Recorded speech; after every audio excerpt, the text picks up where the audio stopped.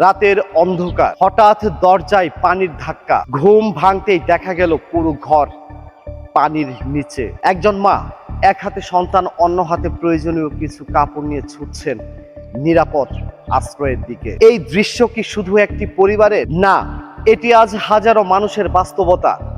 কিন্তু প্রশ্ন একটাই, প্রতি বছর একই দুর্ভোগ কেন? চট্টগ্রাম আবারও ভয়াবহ বন্যার মুখোমুখি। টানা ভারী বৃষ্টি, পাহাড়ি ঢল ও নদীর পানি বৃদ্ধি, এসব প্রাকৃতিক কারণ অবশ্যই রয়েছে, কিন্তু প্রশ্ন হলো, শুধুই কি প্রকৃতি দায়ী? বছরের পর বছর ধরে একটি প্রশ্ন ঘুরে ফিরে আসে, যে শহরে প্রতি বর্ষায় একই সংকট দেখা দেয়, সেখানে দীর্ঘমেয়াদী সমাধান এখনো কেন দৃশ্যমান নয়? বিশেষজ্ঞদের মতে অতিবৃষ্টি বড় একটি কারণ হলেও অব্যবস্থাপনাও ক্ষয়ক্ষতি বাড়িয়ে দিতে পারে। একসময় যে খালগুলো অতিরিক্ত বৃষ্টির পানি দ্রুত সরিয়ে নিত, সেগুলোর অনেকগুলো এখন দখল, ভরাট বা সংকুচিত হয়ে গেছে। অনেক স্থানে ড্রেনেজ ব্যবস্থা প্রয়োজনের তুলনায় অপ্রতুল, আবার কোথাও নিয়মিত পরিষ্কার পরিচ্ছন্নতার অভাবে পানি স্বাভাবিকভাবে নামতে পারে না। এর সঙ্গে যোগ হয়েছে অপরিকল্পিত নগরায়ন। নতুন নতুন স্থাপনা গড়ে উঠলেও অনেক ক্ষেত্রে প্রাকৃতিক জলপ্রবাহের পথ আগের মতো কার্যকর নেই। ফলে কয়েক ঘন্টার ভারী বৃষ্টিতেই অনেক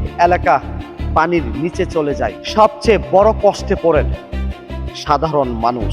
দিনের পর দিন পানি বন্দি থেকে অনেকে পরিবার খাবার, বিশুদ্ধ পানি ও ওষুধের সংকটে পড়েন। শিশুদের পড়াশোনা বন্ধ হয়ে যায়, কৃষকের ফসল নষ্ট হয়, ক্ষুদ্র ব্যবসায়ীরা বড় ধরনের আর্থিক ক্ষতির মুখে পড়েন। অনেক এলাকায় পানিবাহিত রোগের ঝুঁকিও বেড়ে যায়। তবে এই দুর্যোগের মধ্যেও মানবতার ছবি দেখা যায়। উদ্ধারকারী বাহিনী, স্বেচ্ছাসেবী সংগঠন এবং স্থানীয় মানুষ একসঙ্গে দুর্গতদের পাশে দাঁড়ান। কেউ নৌকায় করে উদ্ধার করছেন, কেউ খাদ্য পৌঁছে দিচ্ছেন, কেউ আবার আশ্রয়হীন মানুষকে নিজের ঘরে জায়গা করে দিচ্ছেন। কিন্তু শুধু দুর্যোগের সময় ত্রাণ বিতরণ করলেই কি সমস্যার সমাধান হবে? বিশেষজ্ঞরা দীর্ঘদিন ধরে বলে আসছেন, প্রয়োজন নিয়মিত খাল পুনরুদ্ধার, কার্যকর ড্রেনেজ ব্যবস্থা, জলাধার সংরক্ষণ, পরিকল্পিত নগরায়ন এবং উন্নয়ন প্রকল্পের সময় মতো বাস্তবায়ন।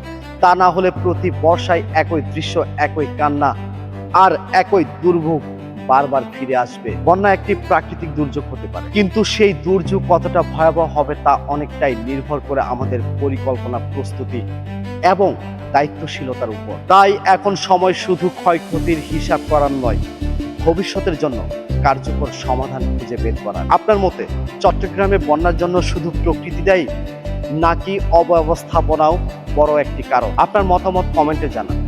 আর এমন তথ্যভিত্তিক অনুসন্ধানী প্রতিবেদন পেতে আমাদের সঙ্গেই থাকুন। আল্লাহ হাফেজ।